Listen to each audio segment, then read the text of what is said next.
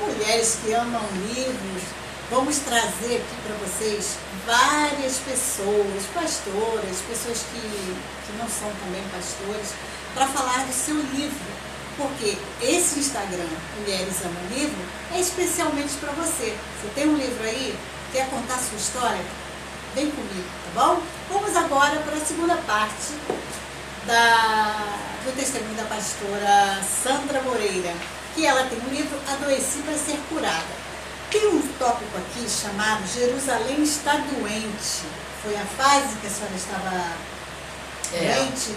Uma fase onde... Durou quanto tempo essa fase? Bom, a doença em si, depois descoberta e tratada, levou tudo em si aproximadamente uns 2 anos.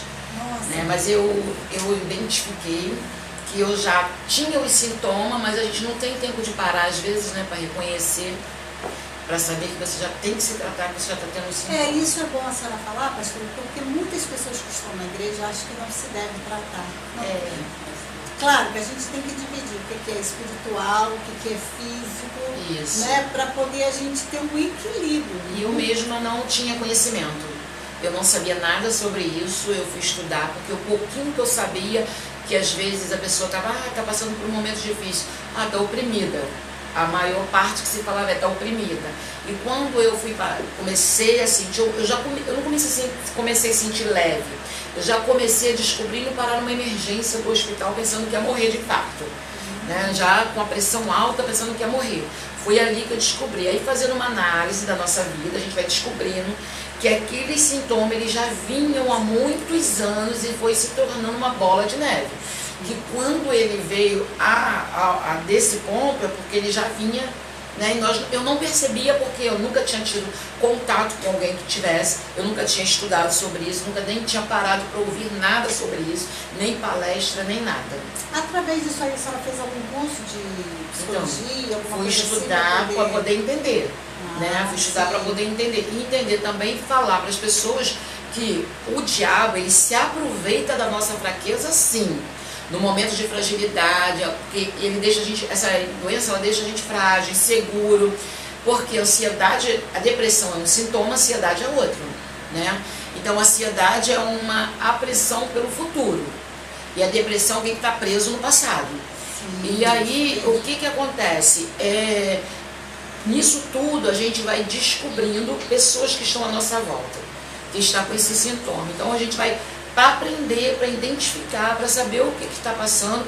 Eu não tive essa oportunidade de falar assim, nossa, tô sentindo uns negócios, alguém falou para mim, vai para o psiquiatra. Não, já explodiu, já fui para o médico já fez todos os exames, eu não levei fé no médico, porque eu pensei assim, não, é plano, então eu vou fazer particular.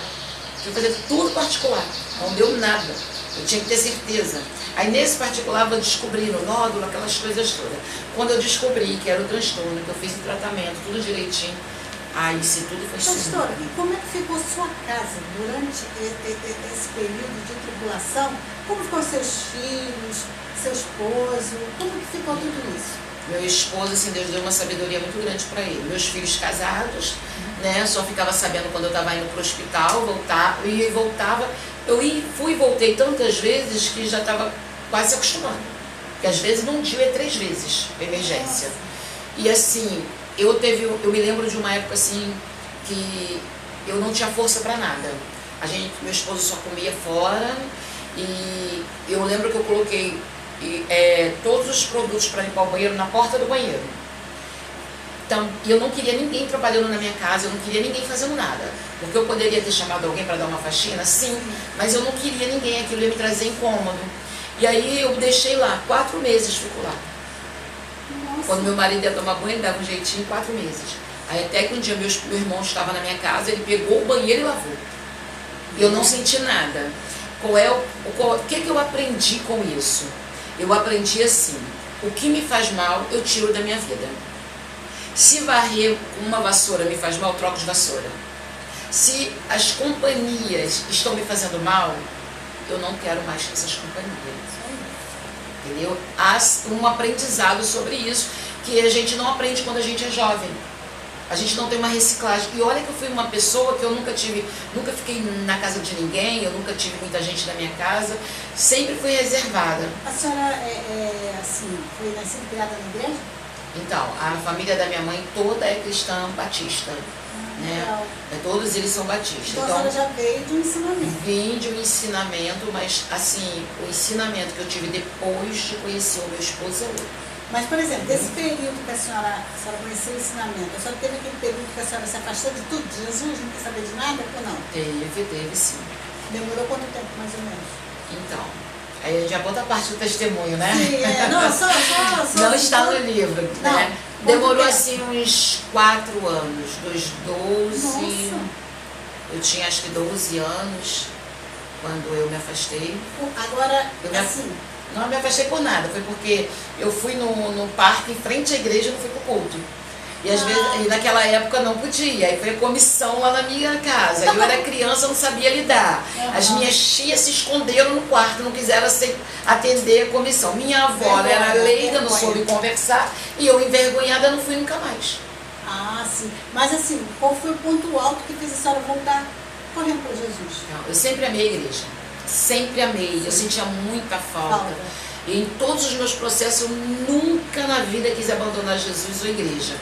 Mas o que me fez, e aí eu já fui para a Assembleia com meu marido, foi que todas as noites, durante 30 dias, 30 e alguns dias, passou uns de 30 dias, havia uma manifestação maligna dentro do meu quarto. E aí isso me fez recorrer ao Senhor.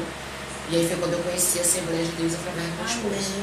E agora, para a gente finalizar, eu quero saber assim, que eu acho bacana, a senhora pode até dar uma pincelada, que todos os 4 tópicos a senhora bota Jerusalém. Jerusalém perderá sua glória. Jerusalém começa a cair. Jerusalém está doente e Jerusalém começa a ser reconstruída. Fala um pouquinho desse. Por que a senhora colocou assim como Jerusalém e o final começa a ser reconstruída para a gente terminar nosso papo? Então, antes, quando nós fomos convidados para o Ministério Pastoral, o meu esposo, ele não tinha dúvida, Deus já tinha falado com ele, mas eu queria um sinal de Deus. E aí eu comecei a orar ao Senhor, e eu orei durante quase 4 meses, para ter certeza. Porque eu sou assim, se o Senhor falar para mim, vai, você pode falar para não ir, posso apanhar, posso sofrer, mas eu vou. Basta para mim a direção de Deus.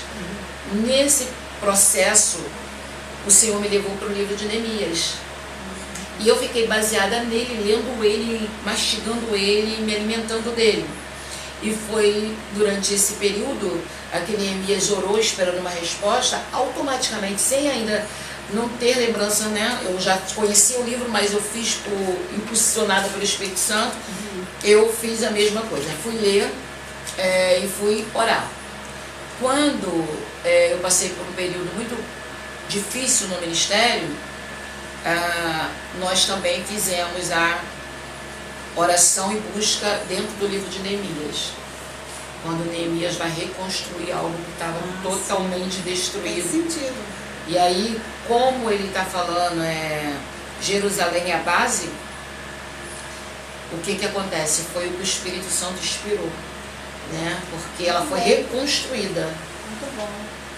Pois é, pastora, estamos chegando já no final do nosso programa. Que pena, né? Tinha muita coisa ainda para falar, né? Banal. Deixa para a próxima. Deixa para a próxima e outra, para você ler o livro, chamar ela para sua igreja, para ela dar o testemunho, ministrar. Eu quero terminar aqui com esse versículo aqui, que eu acho muito, assim, fala muito. Tendo por certo, mesmo que aquele que vos começou a boa obra, aperfeiçoará até o dia de Cristo Jesus. Filipenses 1:6. Eu, fazendo aqui a minha análise sobre o livro, sobre a história da pastora, eu fico vendo que para Deus nada, absolutamente nada é impossível. Aos nossos olhos, caramba, passou tanta coisa, como é que ela conseguiu? Mas só porque ela era temente a Deus, independente das batalhas espirituais que ela enfrentava, ela era temente a Deus e prosseguiu, mesmo caindo aqui, levantando ali, caindo ali, com tantas perdas que ela teve também. Então, para mim, é uma vida de superação. E quantas pessoas, pastores, não estão passando pelo mesmo processo que a senhora, sendo que de outras formas? Então, eu gostaria aqui que a senhora deixasse uma mensagem para essas pessoas que se encontram nesse mesmo batalha espiritual que a senhora um dia passou, que só que cada um passa de uma forma diferente. E a senhora deixa aqui um recadinho para eles, um versículo, uma palavra. Então, eu costumo falar uma frase de Spurgeon que ele diz, né, sobre os nossos inimigos. Eu quero dizer para você que se você está passando por alguma coisa, está havendo acusação do seu adversário, pelo seu passado, é porque ele quer destruir o seu futuro. Então, o nosso inimigo, ele sempre vai mergulhar no mar do esquecimento, tentar tirar de lá coisas que te enfraquecem, te abate e te envergonha, cometidas no passado. Nada diante do Senhor passa a ser acusação. Quando o Senhor perdoa, está perdoado. Então, não olhe para trás, siga em frente, porque o Senhor tem o melhor para mim e para a sua vida, com certeza. Mas uma coisa aqui que a gente pode frisar também sobre a questão do perdão. Porque a senhora teve que se perdoar. Então, é o que eu falei, eu gosto muito de quando eu vou pregar, eu vou sempre com uma irmã da minha igreja. Porque a maioria das coisas da minha vida, eles sabem lá. Então, porque para não haver nenhum tipo de dúvida. Isso aí. E eu costumo dizer que quem não perdoa nunca será perdoado. Não tem como você viver uma vida sem perdão. A pessoa que não perdoa, ela às vezes pode pregar, pode cantar, pode ser líder de multidão, pode ter uma vida financeira exemplar, pode fazer tantas coisas, mas no final ela pode perder a salvação. Porque nós precisamos de perdão todos os dias. Então, eu simplesmente falo sempre isso, que nós devemos perdoar 70 vezes 7. Perdoar não é conviver, não é a confiança restabelecida. Eu consigo conviver com quem eu perdoei no mesmo ambiente, só que na minha intimidade não vai fazer parte mais. Simplesmente assim. E eu não carrego bagagem. Isso aí, eu já me livrei dessas bagagens e não carrego nunca mais. Esse título aí dá para um outro livro, né? Não carrego bagagem. Pois é, eu vou pensar nisso aí. Foi um prazer. É uma boa indicação da senhora estar aqui conosco e gostaria que deixasse seus telefones de contato, suas redes sociais, para que as pessoas possam entrar em contato com a senhora. Fique à vontade. Todas as minhas redes sociais é PRA Sandra Moreira, YouTube, TikTok, Instagram, Facebook. Meu telefone de contato é 21 973 14 8673. Sim, por esse telefone pode encontrar a senhora, fazer agendas, adquirir o livro. O livro está em algum lugar ou só com a senhora? Também está na Amazon. Na Amazon? Tá na Amazon. Então, vale a pena, hein, gente? Então, que Deus abençoe, fiquem na paz do Senhor e até a próxima.